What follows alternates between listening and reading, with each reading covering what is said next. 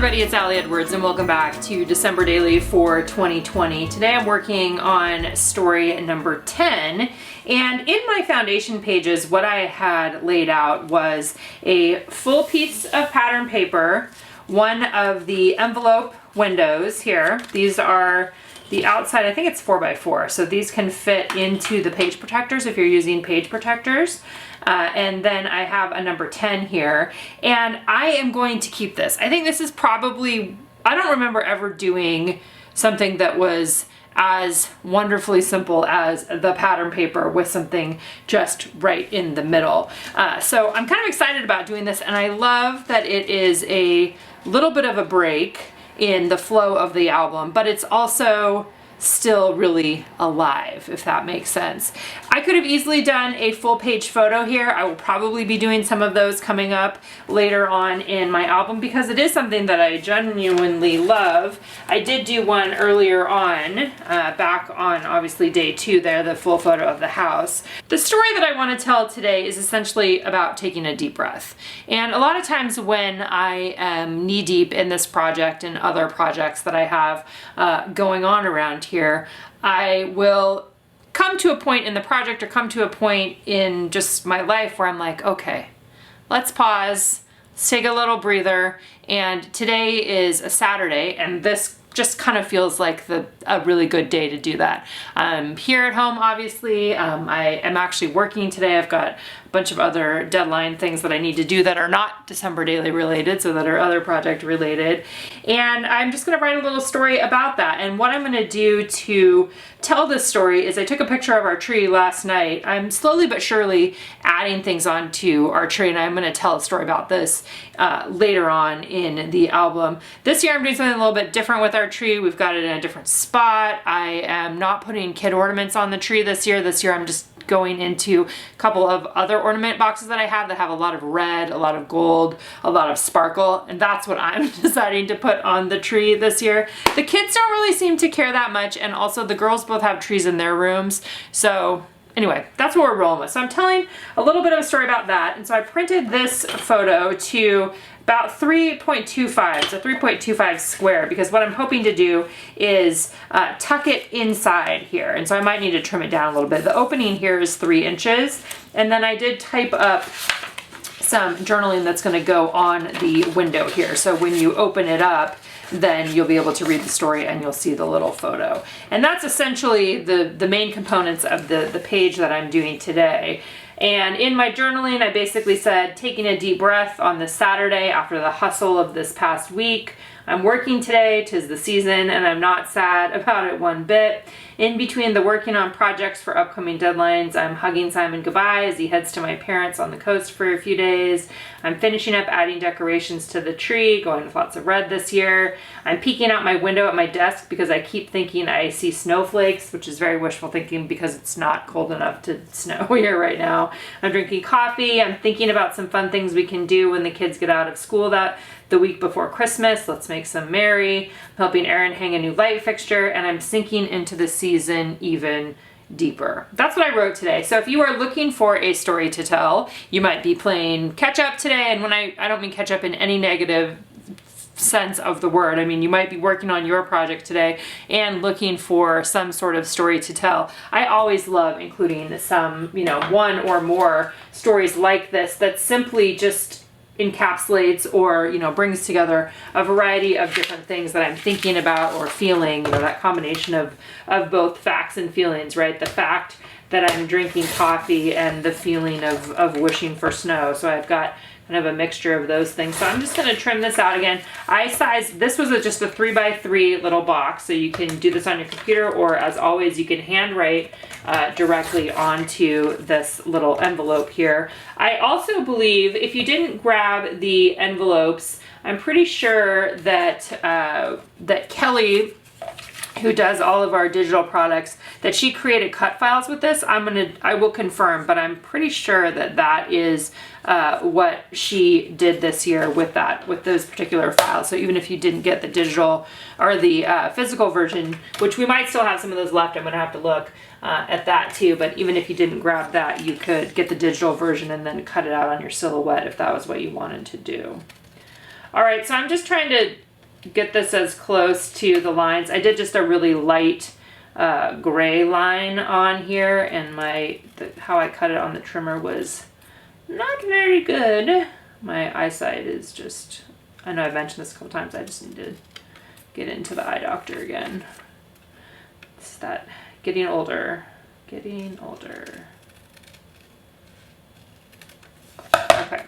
So this again is going to just get adhered onto here, and then I'm going to cut out around that little scooped out edge right there.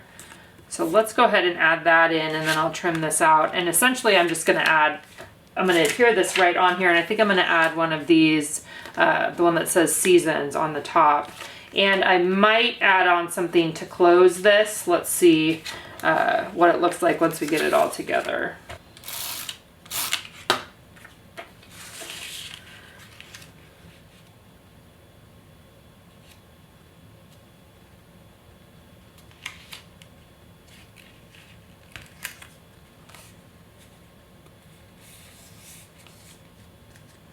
Okay, and then wherever, if I didn't get it very good, I'm just going to go back in with my X-Acto knife, which I could have done, you know, like a bigger version of that too, to cut it down a little bit. Also, I just want to say lots of great tips in the comments on YouTube, so thank you guys for that. I love seeing different ways that people approach things, or different ideas that people have for things I'm talking about on here. So thanks for keeping the conversation going in the comments. Okay, then I am going to cut out just this little circle. You could use a little circle punch if you wanted to make that bigger too. That actually might be easier. So I'm just pulling out, this is a 1-inch circle punch, and I'm just going to go on here and just trim. It's going to be real close to the original. There we go. That's fine. Yeah, we can still read it. That's good enough. All right, I ended up cutting or trimming out my photo there. I think I printed it about 3 1/4 by 3 1/4. I know it was a little bit bigger than 3 inches so that it could fit inside there. I wanted to be able to tuck it down underneath that pocket, and I was able to do that. One of the things that you're going to see that happens here in a minute, well, it hasn't happened yet, I'll just wait till it happens.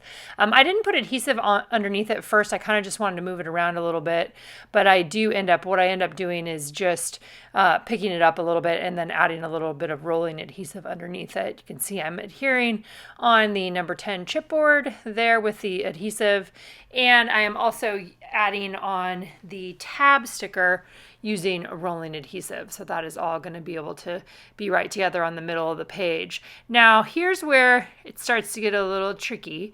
I pulled off the journaling because I decided that I wanted to redo it so that the little circle portion that was cut in there wasn't cutting into my journaling. And through the process of pulling that up, it also pulled up some of the opening of the card there. So I'm going to roll a little bit more adhesive on there and just stick it back down. It's fine. It's fine. It happens. It's paper. And luckily it can just be adhered right back down on there again, just with a little bit of extra pressure there.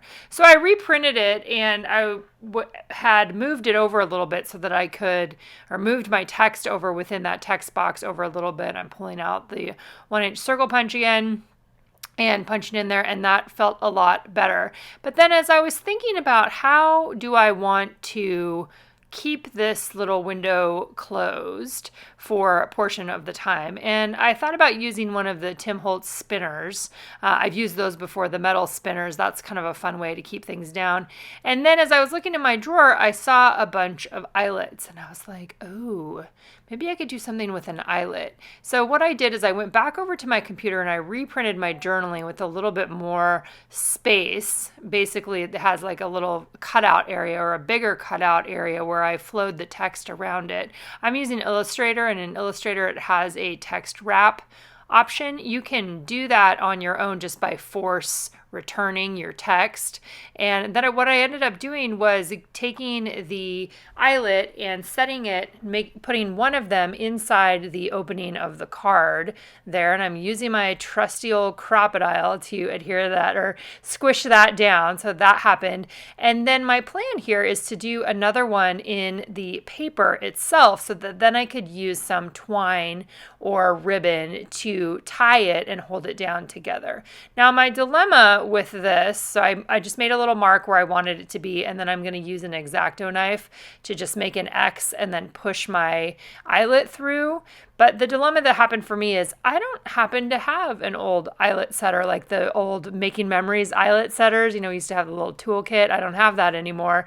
And so I was like, how do I set an eyelet in the middle of the paper if I don't have another option? So in this case, what I decided to do, this is one option, right? There's probably lots of other ideas for setting eyelets in the middle of the page if you don't have the eyelet tool. But what I ended up doing is just trimming the page down, and then I am going to simply flip that back over and use Scotch tape to adhere those two pieces together. It is barely noticeable, and it actually worked, I think, as a pretty decent solution in this case for what I was trying to achieve here. I did look up how to set an eyelet without a eyelet setter that was somewhere in the middle of a page, and I saw one example that used a marble and a little hammer, but I don't think I have any marbles here. So I thought about that. I also saw a video from Gina K Designs, where she was talking about some brads that they had where you could actually, like push down the metal part in the back. It had strips of it or something.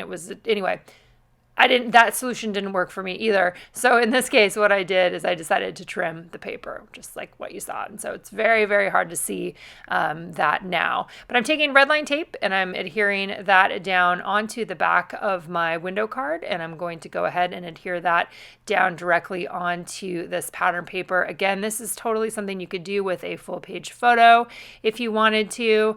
Lots of different options here. It's really fun to bring out some eyelets again. I think maybe last year I added in a couple eyelets and I was like, oh, this is amazing. Definitely an old school scrapbooking sort of thing that people used to use very regularly. The other thing that I'm ended up doing is I am putting a little piece of red line tape in there, not just the rolling adhesive, and that seemed to hold that in place a little bit better. Let's see, what else did I end up doing here? And so then I have some really cute red and white twine. I decided to push it up.